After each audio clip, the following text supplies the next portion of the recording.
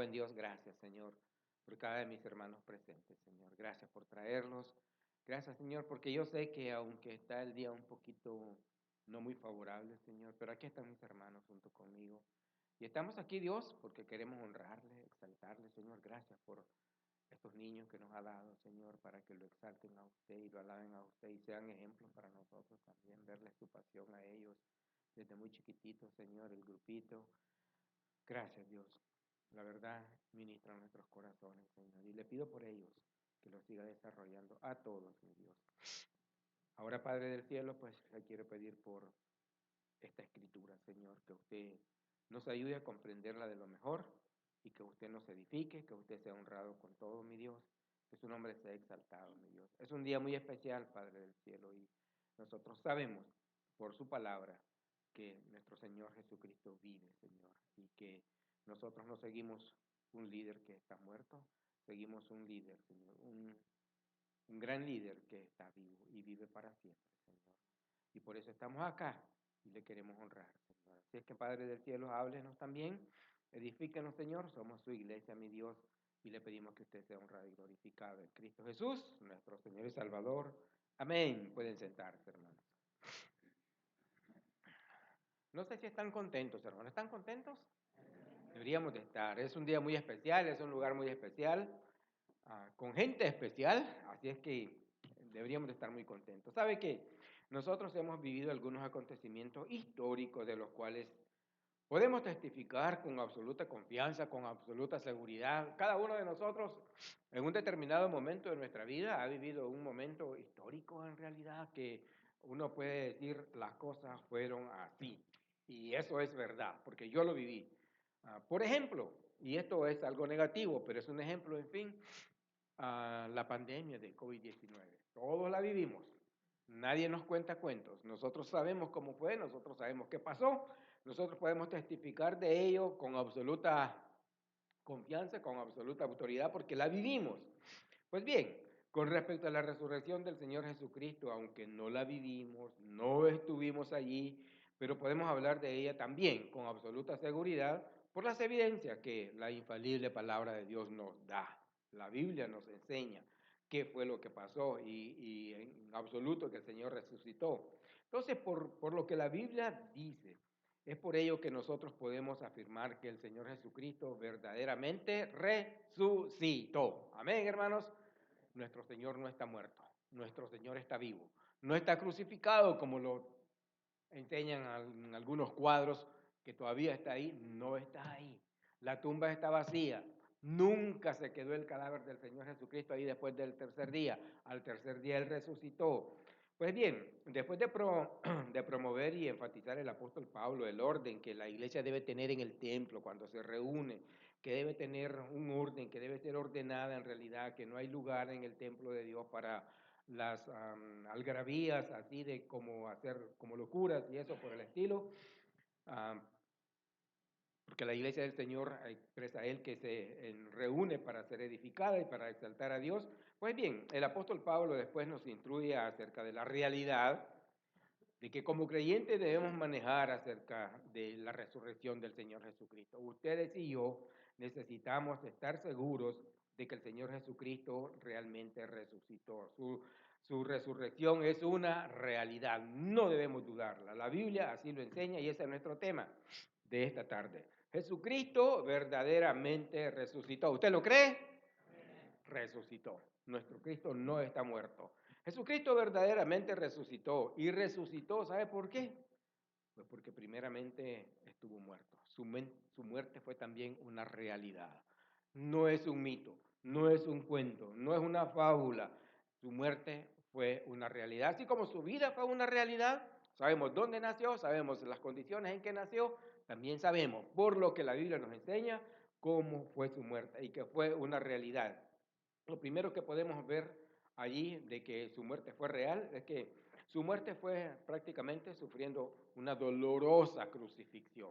Fue una dolorosa crucifixión. Nosotros necesitamos manejar eso, que nuestro Señor Jesucristo fue crucificado. Así estaba escrito, así tenía que cumplirse. Mírelo, busque por favor el Evangelio según San Juan, pero no pierda el texto que tenemos. San Juan capítulo 19, por favor. San Juan capítulo 19. Vamos a leer los versículos del 17 al 19, ¿ok? Estamos diciendo que el Señor Jesucristo verdaderamente resucitó, y si resucitó es porque primeramente también debía cumplirse la escritura de que debía morir por nuestros pecados también, y su muerte fue una realidad, sufriendo dolorosa crucifixión. Del 17 al 19, miren lo que dicen ahí estos versículos. Estamos comprobando que el Señor realmente resucitó. Dice el versículo 17 así: y él, en referencia al Señor, cargando su cruz, salió al lugar llamado de la calavera, y en hebreo Gólgota, porque el monte ese parecía una calavera en su forma. El 18, y allí le crucificaron, y con él a otros dos, uno a cada lado, y Jesús en medio. Esa fue la forma en que el Señor Jesucristo murió, crucificado, con dos malhechores junto a él, uno a cada lado, uno a su izquierda, uno a su derecha, él en medio. Juan escribe esto para que nosotros lo conozcamos, que así fue que en realidad murió. Y los otros evangelistas también, Mateo, Marcos y Lucas, dicen lo mismo, murió crucificado. Cada uno con ciertos detalles que el Espíritu Santo les dio a escribir, pero los tres hablan de este tema. El Señor Jesucristo murió crucificado, los cuatro más bien, los cuatro evangelios. Mire por favor 28 al 35. Estamos comprobando que el Señor Jesucristo murió sufriendo una dolorosa crucifixión. Pero del 28 al 35, mire lo que dice.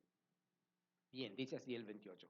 Después de esto, sabiendo Jesús que ya todo estaba consumado, una vez en la cruz, una vez que ya todo estaba pasando, dijo: para que la escritura se cumpliese, tengo sed. Salmo 69, 21 es lo que se está cumpliendo, la profecía. Tengo sed, dijo el Señor. Y estaba ahí una vasija llena de vinagre. Entonces ellos empaparon en vinagre una esponja y poniéndola en un hisopo, se la acercaron a la boca. Cuando Jesús hubo tomado el vinagre, dijo: consumado es. Y habiendo inclinado la cabeza, entregó el espíritu. Ok. Entonces el Señor Jesucristo fue crucificado. Después de cierto tiempo, él murió en realidad. Y murió antes de que le quebraran las piernas, porque la Escritura también decía que ninguno de sus huesos debía ser quebrado. A los otros dos malhechores sí le quebraron las piernas. Y lo que pasaba es que ellos en la cruz, el que era crucificado estaba en la cruz, ahí clavado prácticamente. Para poder respirar ellos se impulsaban para poder respirar y seguir vivo. Y el tiempo pasaba, y el tiempo estaba pasando en realidad. Venía el día de reposo, y se acercaba la noche, se acercaban las 6 de la tarde cuando empezaba el día de reposo prácticamente. Entonces, como todavía estaban vivos, lo que hacían eran quebrarle las piernas.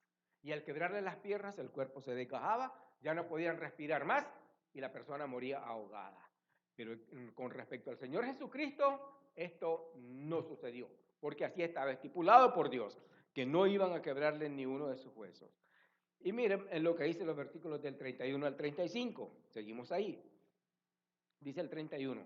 Entonces los judíos, por cuanto era la preparación de la Pascua, recuerden, día sábado y día especial, la Pascua, a fin de que los cuerpos no quedasen en la cruz en el día de reposo, pues aquel día de reposo era de gran solemnidad. Juan detalla esto: rogaron a Pilato que se le quebrasen las piernas y fuesen quitados de ahí, porque era un espectáculo muy horrendo. Y el día que seguía era algo muy solemne, entonces era muy grosero dejar los cuerpos ahí. Entonces los judíos, los religiosos, los que tenían la dirección religiosa en Israel, ellos fueron a Pilato y le pidieron que fueran y les quebraran las piernas a todos ellos para que murieran. 32. Vinieron pues los soldados y quebraron las piernas al primero y asimismo al otro que había sido crucificado con él. Mas cuando llegaron a Jesús, recuerde, lo que estamos comprobando es que el Señor murió realmente. Mas cuando llegaron a Jesús, como le vieron ya muerto, no le quebraron las piernas y se cumplió la profecía del salmo que le dije. Pero uno de los soldados le abrió el costado con una lanza. Estos eran crueles. Estos no se detenían ante quien fuera. Y para comprobar si estaba muerto, lo miraron forma de muerto. Entonces querían comprobar, le abrieron un costado con una lanza a uno de ellos y al instante salió sangre y agua, que era significado de que la persona estaba muerta totalmente. Y al instante salió sangre y agua. Y el que lo vio, fíjese bien, Juan era el único de los apóstoles que estaba cerca del Señor. Juan fue el único que se llenó de valor y siguió al Señor hasta la cruz, en realidad. Todos los demás se escaparon, todos los demás huyeron, todos los demás lo abandonaron, pero Juan, de alguna manera, la gracia de Dios lo fortaleció y él tuvo el valor, probablemente con miedo, probablemente temblando, pero llegó hasta la cruz, siguiendo a su Señor. Y el 35 es importantísimo y le incumbe a usted y me incumbe a mí. Dice el 35, y el que le vio da testimonio. Fíjese bien qué enfático es Juan. El que lo vio da testimonio. Y su testimonio es verdadero. Y él sabe que dice verdad, para que vosotros también creáis. Estas cosas detalladas las escribió Juan como testigo ocular, como testigo cercano de todo lo que pasó, y se encarga de escribirnoslo a nosotros para que ustedes y yo creamos y que conozcamos cómo fue la muerte del Señor Jesucristo. Fue real, no es un cuento, fue algo real. Y también vemos que con respecto a que su muerte fue real, fue una realidad, que se debió a nuestros pecados. No fue algo nomás acontecimiento de la historia o algo por el estilo, era un plan. Él murió por nuestros pecados, por los pecados suyos, por los pecados míos. Todos nuestros pecados fueron sobre el Señor Jesucristo en la cruz del Calvario. Este era el gran dolor que él sentía, porque toda nuestra maldad fue sobre su inocencia, sobre su imagen inocente. Mira los versículos del 3 al 4. De 3 al 4, la primera parte, ahí en 1 Corintios 15, del 3 al 4 dicen así. Porque primeramente, escribe el apóstol Pablo estas cosas, porque primeramente os he enseñado lo que asimismo recibí. De alguna manera él recibió esto, sea revelación directa del Señor Jesucristo o haya sido enseñanza de los demás que le revelaron a él cómo sucedió todo. Pero él dice esto, porque primeramente os he enseñado lo que asimismo recibí, que Cristo murió por nuestros pecados. No murió por un acontecimiento nomás, o porque se le llegó el día, como decimos vulgarmente, no. Él murió en el tiempo perfecto de Dios, en la condición en que estaba prescrito por nuestros pecados, por los pecados suyos, por los pecados míos, porque en realidad todos los seres humanos son pecadores, todos. No hay uno que sea justo, no hay uno que sea inocente. Todos nacemos ya con este asunto del pecado. Y si usted se da cuenta, nadie nos enseña a pecar, hermano. Nadie. No necesitamos un maestro para pecar. Nadie, ninguno de nosotros. Nuestros niños, usted los puede ver inocentes cuando nacen inocentes totalmente. Como Victoria, inocente totalmente. Pero llega el momento en que empiezan a mentir y usted no les enseñó a mentir. Empiezan a codiciar y usted no les enseñó a codiciar. Y empiezan a ser un poquito violentos, peleando con los demás hermanitos y usted no les enseñó a eso. Es simplemente el pecado que está en uno, el pecado que viene ya con uno. Y esto es lo que el Señor quería aliviarnos, porque primeramente os he enseñado lo que asimismo recibí, que Cristo murió por nuestros pecados, conforme a las Escrituras, muchas Escrituras, entre ellas Isaías 53. Y bien, miren lo que dice el 4, la primera parte, y que fue sepultado, ¿verdad? Entonces murió, como toda persona que muere necesitaba ser sepultada, el Señor Jesucristo también fue sepultado. Está bien claro. Entonces, el Señor Jesucristo murió por nuestros pecados, hermanos. Fue nuestra culpa, fue nuestra maldad la que lo llevó a Él a voluntarizarse para venir al mundo a sufrir por nosotros. Lo que nosotros debíamos sufrir lo sufrió Él. La muerte que nosotros merecíamos la llevó Él para que por su llaga, dice la Biblia, nuestro pecado, la maldad de nuestro pecado fue sanada, saldada a nuestra cuenta. Gloria a Dios por todos los que creen en Cristo, por todos los que le han entregado su vida a Cristo, por todos los que hoy siguen a Cristo de corazón, porque han sido salvados por ese Mesías que Dios nos dio. Si es que fueron muchos los testigos de la crucifixión y muerte del Señor Jesucristo, muchos en realidad, pero especialmente el apóstol Juan, hermanos. Mire cómo escribió él. El que lo vio da testimonio de esto. El que estuvo cerca da testimonio de esto. Entonces,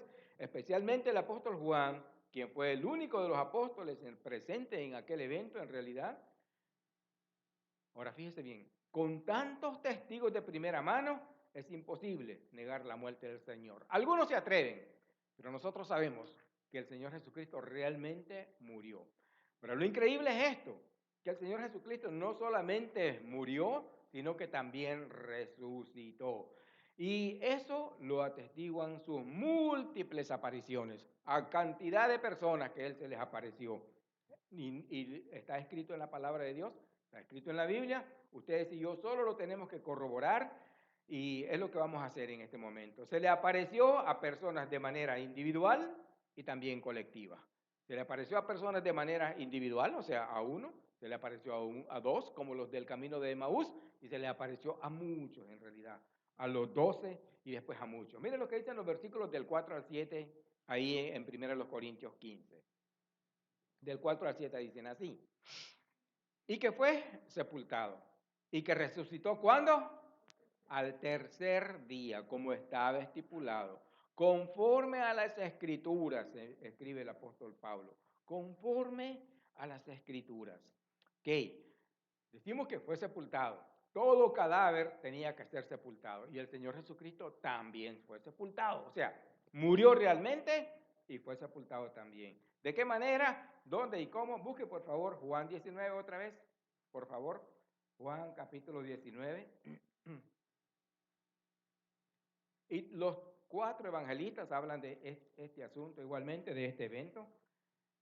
Y Juan nos escribe algunas cosas acá acerca de cómo fue sepultado, en qué lugar y qué fue lo que pasó en realidad. Del 38 al 42, Juan 19. Del 38 al 42. ¿Lo tienen? Dicen así, del 38 al 42 en Juan 19. Dice, después de todo esto, o sea, después que el Señor dijo que estaba consumado todo en relación a que nadie podía añadirle más al sacrificio eterno que Él había hecho por la salvación de los seres humanos, nadie podía agregarle, nadie podía quitarle igualmente.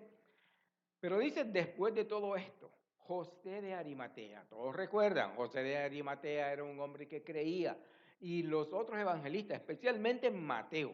Mateo dice que José de Arimatea nunca consintió con lo que los demás religiosos, con lo que los miembros del Sanedrín determinaron, de condenar a muerte al Señor Jesucristo.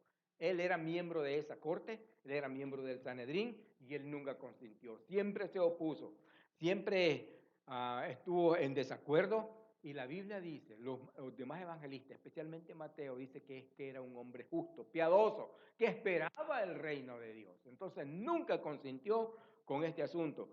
Después de todo esto, dice José de Arimatea, que era discípulo de Jesús, pero secretamente. Fíjese bien en eso. Era un discípulo, pero secretamente. Como muchos discípulos hoy en día. Secretamente. Seguidores de Cristo, pero secretamente. Nadie sabe que son cristianos, solo ellos. Pero secretamente por miedo de los judíos. Rogó a Pilato que le permitiese llevarse el cuerpo de Jesús y Pilato se lo concedió. Entonces vino y se llevó el cuerpo de Jesús. 39. También Nicodemo, el que antes había visitado a Jesús de noche. ¿Se acuerdan de ese evento? Que llegó y el Señor Jesucristo le dijo, te es necesario nacer de nuevo. Ok. También Nicodemo, el que antes había visitado a Jesús de noche, vino trayendo un compuesto de mirra y de óleos como 100 libras, una gran cantidad. Tomaron, pues, ellos dos, el cuerpo de Jesús y lo envolvieron en lienzos con especies aromáticas, según es costumbre sepultar entre los judíos. Y en el lugar donde había sido crucificado había un huerto, y en el huerto un sepulcro nuevo, en el cual aún no había sido puesto ninguno. Allí, pues, fíjese bien cómo escribe Juan estas cosas. Allí, pues, por causa de la preparación de la Pascua de los judíos, y porque aquel sepulcro estaba cerca, pusieron a Jesús. Ahí lo sepultaron. Mateo igualmente y los otros evangelistas escriben que el sepulcro era nuevo, que nadie había sido puesto ahí y que era propiedad de José de Arimatea. Era suyo propio. Entonces, fíjese bien, este hombre era piadoso en realidad, se armó de valor, fue a Pilato, pidió el cuerpo, Nicodemo se le agrega, entre los dos desclavan el cuerpo, lo llevan a ese lugar y lo sepultan ahí. Pero no solamente ellos sabían, las mujeres se les agregan, las mujeres secretamente, aquellas seguidoras de Cristo, secretamente van detrás y miran dónde lo pusieron. La idea era que ellas también iban a regresar un día. Así es que se le apareció a personas de manera individual y colectiva, estamos viendo, pero lo que quisimos corroborar era la tumba, dónde fue sepultado, que fue realmente sepultado. Ok, seguimos en el capítulo 15 de Primera de los Corintios. Dice el 4, y que fue sepultado y que resucitó al tercer día conforme a las escrituras.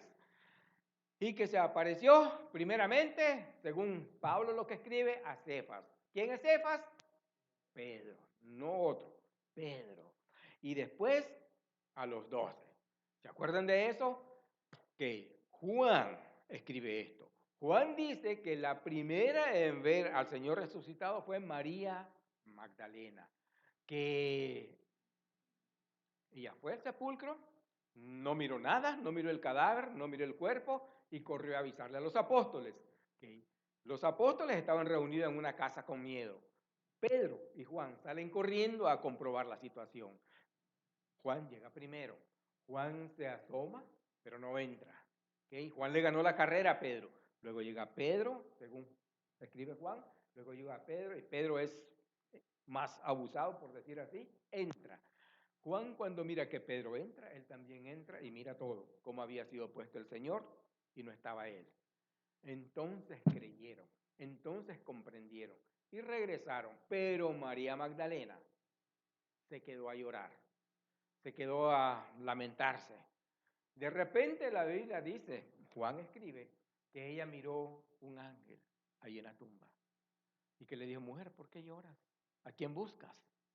Y ella creyendo que era el que daba el mantenimiento al lugar, le dijo, Señor, mujer, ¿por qué lloras?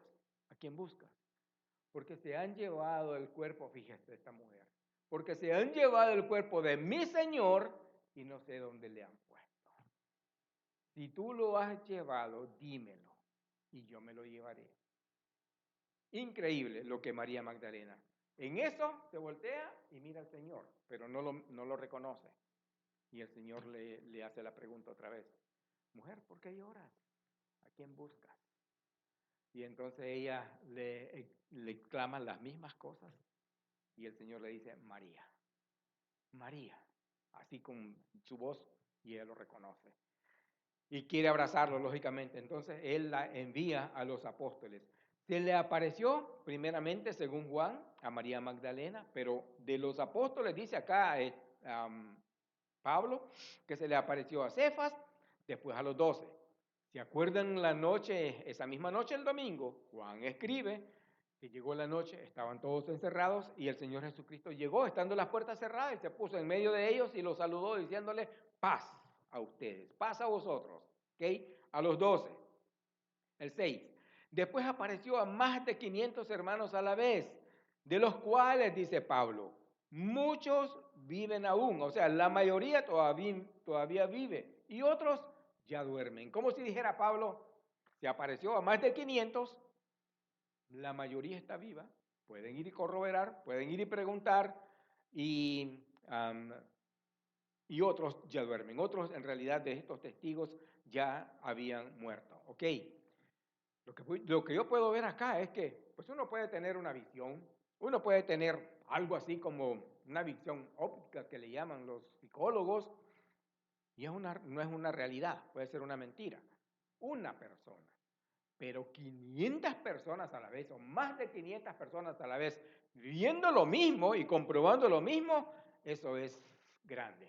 O sea, eso da testimonio de que la cosa era real. Aquello era real. Dice, después de apareció a más de 500 hermanos a la vez, de los cuales muchos viven aún y otros ya duermen. Y después, dice acá, el 7, apareció a Jacobo, el medio hermano del Señor, que también recuerden, él no creía en Cristo. Él rechazaba a Cristo cuando estaban juntos, cuando el ministerio terrenal del Señor Jesucristo.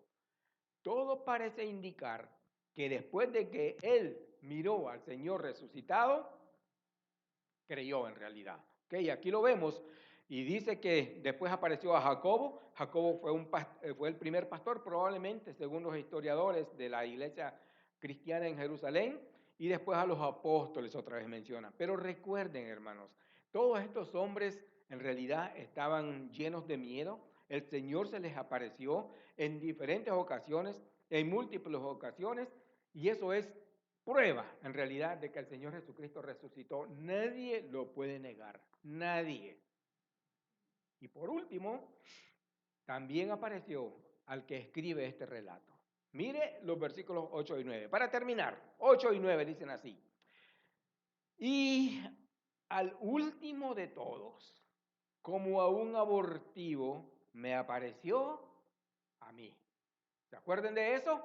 Capítulo 9 de Hechos y 26 de Hechos, Pablo narra cómo el Señor Jesucristo se le apareció. Él en realidad, al principio perseguía a la iglesia. Al principio él perseguía a los primeros cristianos. También se le conoce como Saulo de Tarso. Al principio él perseguía a los cristianos. Es más, la Biblia enseña que iba y los traía con violencia arrastrados y los metía presos. Y los torturaba hasta hacerlos blasfemar, hasta hacerlos maldecir el nombre de Cristo. Eso era lo que hacía Pablo al principio. Pero un día, él iba rumbo a Siria, rumbo a Damasco, igual, con credenciales de las autoridades religiosas de Jerusalén para traer presos a los principales cristianos que estaban allá y traerlos a Jerusalén, para hacer lo mismo con ellos. ¿Sí? En el camino, ya cerca de Damasco, la Biblia enseña que lo rodeó una luz y él cayó al suelo con los suyos. Nadie escuchó la voz de los que iban con él, solo miraron la luz. Pablo escuchó la voz que le decía, Saulo, Saulo, ¿por qué me persigues? Como diciéndole, estás persiguiendo a la iglesia, no es a ellos, es a mí directamente. ¿Por qué me persigues? Dura cosa te es dar cosas contra el aguijón. En otras palabras, es dura cosa lo que estás haciendo, Pablo. Es como si estás dándole golpes, bofetadas a un aguijón. Te estás haciendo daño. Tú mismo te estás haciendo daño. ¿Ok? Entonces él le dijo, ¿quién eres, Señor? Y el Señor le dijo, yo soy Jesús, a quien tú persigues. Por eso escribe Pablo acá y dice, y al último de todos, como un abortivo me apareció a mí, porque yo soy el más pequeño de los apóstoles, que no soy digno de ser llamado apóstol, porque perseguí a la iglesia de Dios. Entonces, Pablo está diciendo, no solamente apareció a María Magdalena, como hemos visto, no solamente apareció a Cefas, apareció a los 12, apareció a más de 500 hermanos, apareció a Jacobo, apareció a los apóstoles y por último, se me apareció a mí. Entonces, la resurrección del Señor Jesucristo es una realidad. Y por último, una gran prueba también de que el Señor Jesucristo realmente resucitó. Recuerden estos hombres, recuerden a Pedro. Todos ellos, incluyendo, tal vez Pedro no, también sí, es la verdad. Todos ellos, cuando el Señor Jesucristo fue arrestado, todos huyeron. ¿Se acuerdan de eso? Todos huyeron. ¿Por qué huyeron? Uno huye cuando tiene miedo. Uno no huye cuando está lleno de valor. Cuando uno está lleno de valor, uno enfrenta las cosas. No importa lo que pase, está lleno de valor. Pero cuando estás lleno de miedo, uno hace lo contrario. Uno escapa, uno huye. Que todos huyeron. El Señor Jesucristo fue arrestado. Pedro se llena un poquito de valor y lo va siguiendo, pero después lo niega 3 veces, como el Señor se lo había dicho. Que esto es cobardía, una sincera cobardía. Pero después vemos a Pedro totalmente diferente, totalmente lleno de valor, lleno de coraje, y ya no le importa que lo maten por proclamar al Señor Jesucristo. ¿Qué lo cambió? Prácticamente fue que había visto al Señor resucitado. Y ahora sabía que era una verdad, y ahora sabía que su Señor vivía, y ahora no le importaba que lo mataran. Nadie muere. Nadie está dispuesto a dar la vida por una mentira. Ni siquiera por un probablemente. No, nadie muere por un probablemente. Nadie muere por un, pues podría ser, nadie muere por eso. Las personas probablemente mueren por una verdad. Y estos hombres estaban dispuestos a proclamar la resurrección de Cristo, y no solo proclamar la resurrección de Cristo, sino dar la vida por esa verdad. Y lo hicieron, hermanos. Todos ellos lo hicieron, porque vieron al Señor resucitado. Por eso, si el Señor no se les ha aparecido, si el Señor se queda muerto en realidad, entonces, como dice Pablo, fuera vano. Fuera una pérdida de tiempo estar acá. ¿Ok? Pero estos hombres, después que todos ellos miraron al Señor Jesucristo resucitado, todos ellos en realidad estuvieron dispuestos a ofrendar, si es posible, su vida por defender esta gran verdad. Murieron porque dijeron que fueron testigos de la resurrección de Cristo de entre los muertos. Murieron porque decían, nosotros lo vimos, nosotros somos testigos, nadie nos lo contó, nosotros lo vimos. Nosotros después de su resurrección comimos y bebimos con Él, lo tocamos, lo palparon nuestras manos. Es real, esto es verdad. Y estaban dispuestos a todo. Estuvieron dispuestos a la tortura, estuvieron dispuestos a la muerte, estuvieron dispuestos a cualquier cosa por defender la resurrección del Señor Jesucristo. Todos ellos. Pedro fue azotado severamente, luego crucificado de cabeza, porque se sintió indigno de que lo crucificaran igual que a su Señor. Entonces fue crucificado de cabeza, con la cabeza hacia abajo más bien. Andrés fue crucificado en una cruz en forma de X, así lo crucificaron a Andrés. Jacobo, el hijo de Zebedeo, el hermano de Juan, fue decapitado, defendiendo su verdad. Juan fue pringado con aceite hirviendo y luego desterrado a la isla de Patmos, desde donde escribió el Apocalipsis.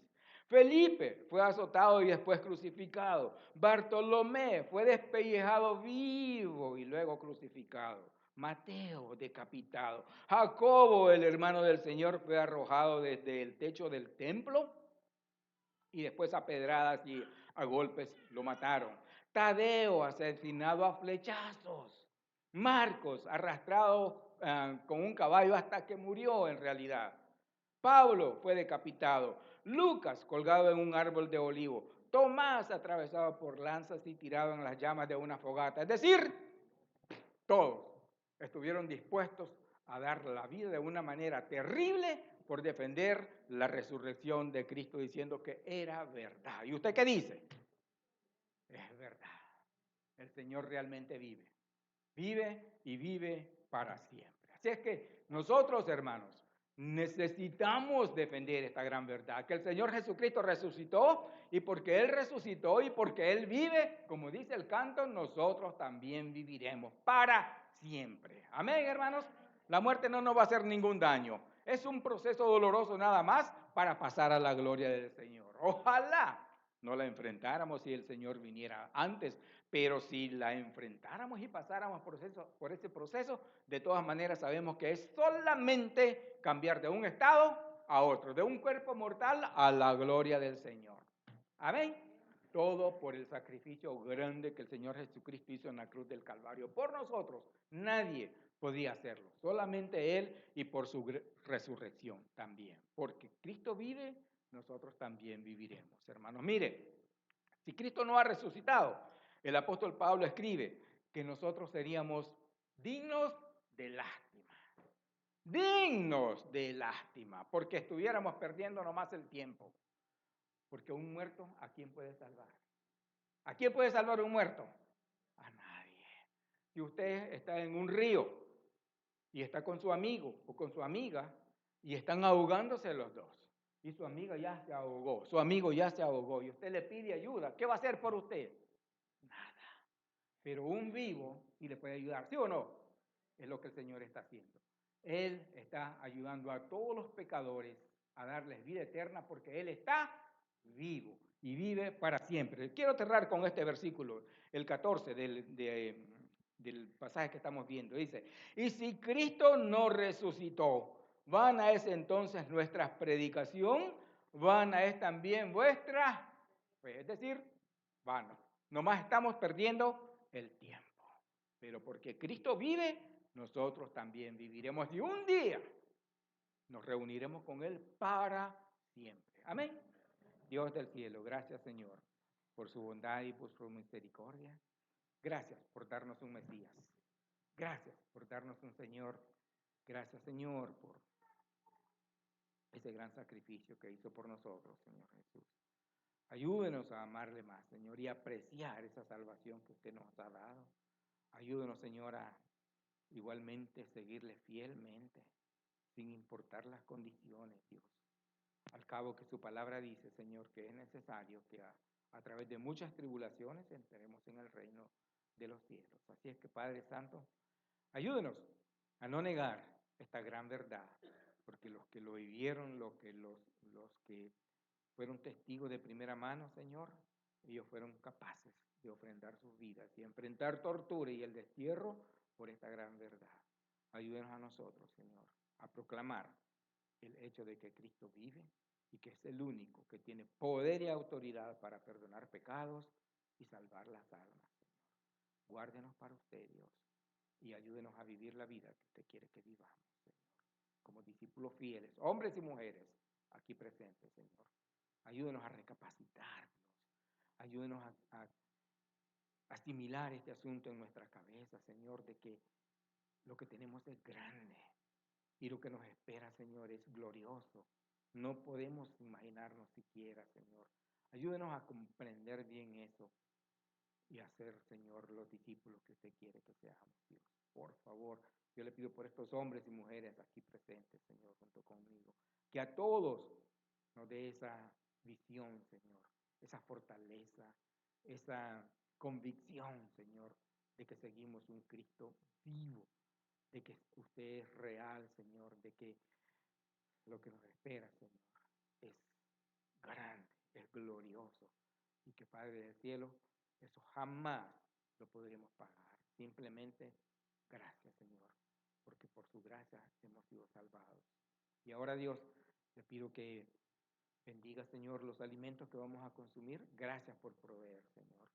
Y ya que usted provee, Señor, le pedimos que usted nos siga proveyendo todo lo que necesitamos en nuestros hogares, en cada familia que aquí se congrega, Señor, que usted provea todo hasta nuestro último día de vida, Dios. Que lo disfrutemos y que todo sea para su gloria y honra. Y que también Dios reciba este canto, que es igual para exaltar su nombre. En Cristo Jesús, nuestro Señor y Salvador.